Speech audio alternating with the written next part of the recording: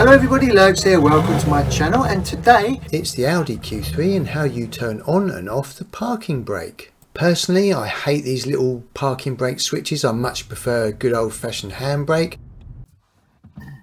Just driving in the Audi Q3 here, coming up to a stop. And to apply the handbrake, you've got this little switch here in the center console. Pull that towards you. That applies the parking brake and you'll get an icon on your dashboard saying that parking brake is on. And if you've got your foot on the foot pedal, you will feel it depress further. And to disengage the parking brake, just push the button forwards and then the parking brake icon will disappear off your dashboard. The thing is, in an old-fashioned car with a normal handbrake, if the driver accidentally passed out or had a heart attack, you could just gently squeeze up the handbrake and bring the car to a stop.